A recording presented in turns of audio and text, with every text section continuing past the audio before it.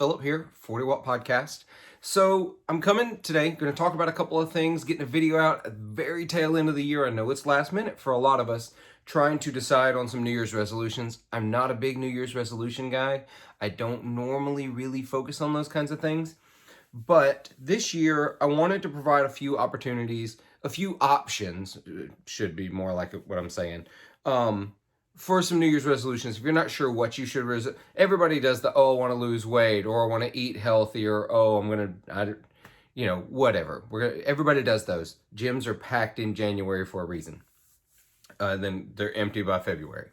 So I've got a couple of ideas that I think would benefit we guitar players and other musicians out there to make some more reasonable goals for the new year. These are some goals I'm making for myself, and so I hope you'll join me in these New Year's resolutions for guitar players. Resolution number 1, practice more meaningfully. A lot of us sit around and play guitar, a lot. I sit around and noodle on the guitar all day long. Every free moment I've got a guitar in my hands and I'm mindlessly playing. I want to stop that. There is a time and a place for that, but I want to be more intentional with my guitar time. I want to be more intentional with the things I'm playing, the things I'm learning, the things I'm focusing on. I want less noodling and more focused practice. I think that that's going to help me, using the same amount of time that I've got to play guitar, to be a better guitar player. Noodling and just mindlessly playing is fine, and it's fun. It's a great way to come up with ideas. It's a great way to write songs, but it's not necessarily making you a better musician. You need to focus, and there's a lot of options out there. If you don't know what to practice, there are tons of YouTube channels out there with lessons and instruction, whether you want to learn more theory or you want to learn more finger exercises, speed, phrasing, whatever you want to do. There's lots of stuff out there. I'm going to put a few links down in the information below. There's a couple of great apps that you can get. There's one called Fratello that I've been checking out for the last few months that I think is a very, very good app. Goes from beginners to intermediate.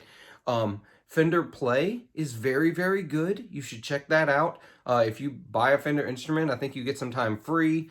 Also, if you haven't, go over to TrueFire and check out the courses available over there. There's a lot of stuff available, lots of great players doing great lessons. I guarantee there's going to be something that you like, someone you like, giving lessons over there to improve your guitar playing and being more intentional with your practice time.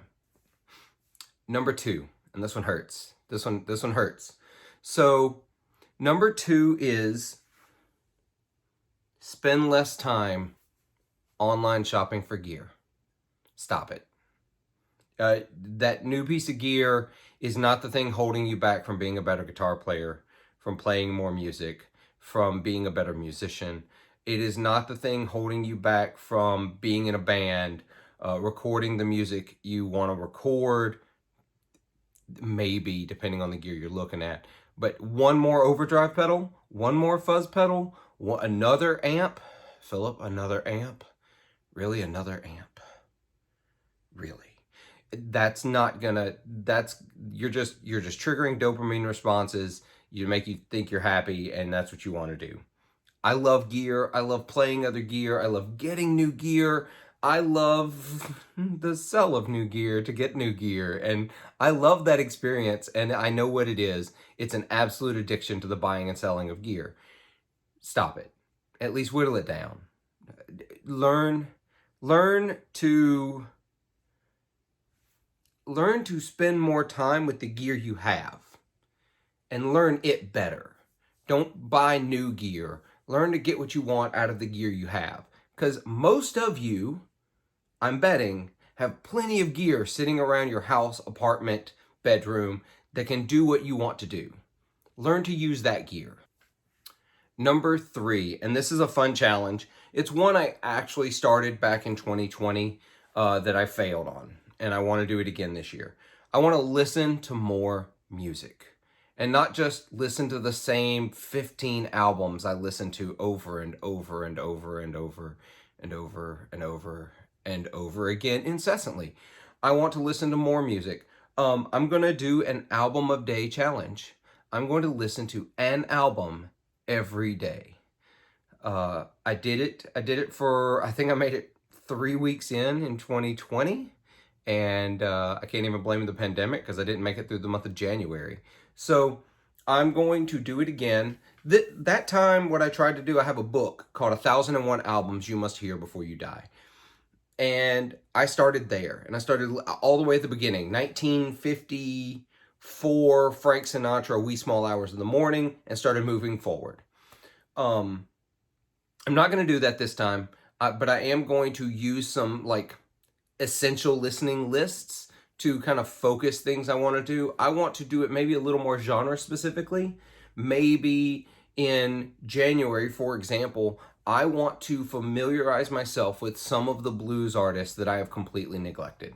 I have been so wrapped up in my Albert King, Freddie King, B.B. King, Robert Johnson world that I've not given enough time to some of the really greats like Hound Dog Taylor, or I've not listened to enough of Big Mama Thornton. I've not listened to enough of Son House. I've not listened to enough Mississippi Fred McDowell. I want to fix that. I want to really familiarize myself with their music.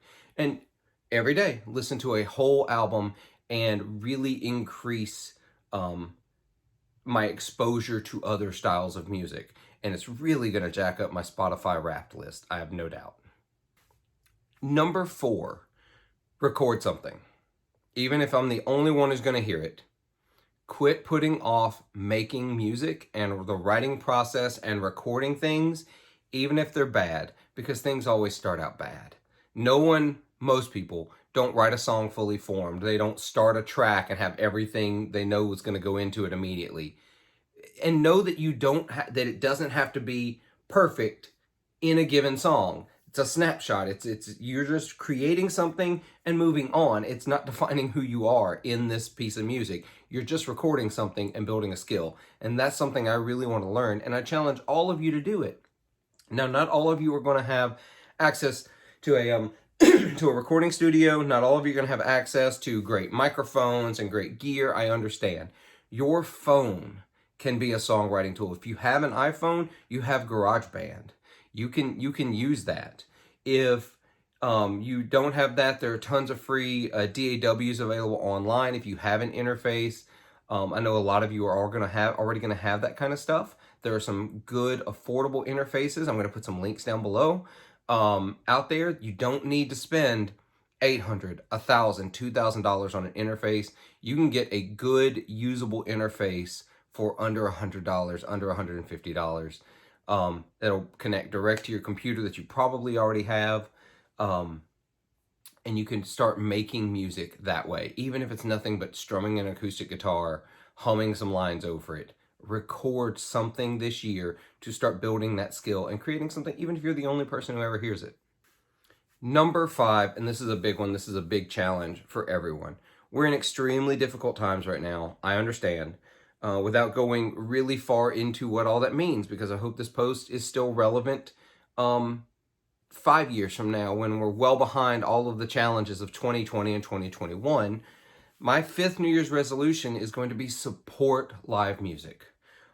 Whether that means tuning in on a live stream and tipping in their virtual tip jar, or that means actually going out safely as possible to see bands play live and support their bands.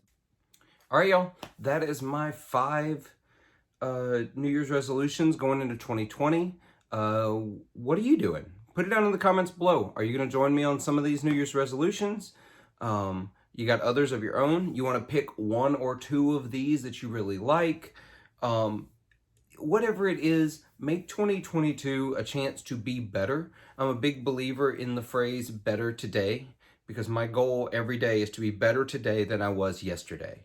And if you do that, instead of looking at the whole year as a whole, look at today. What can I do today to be a better guitar player, to be a better person, to be a better friend, to be a better, all those things.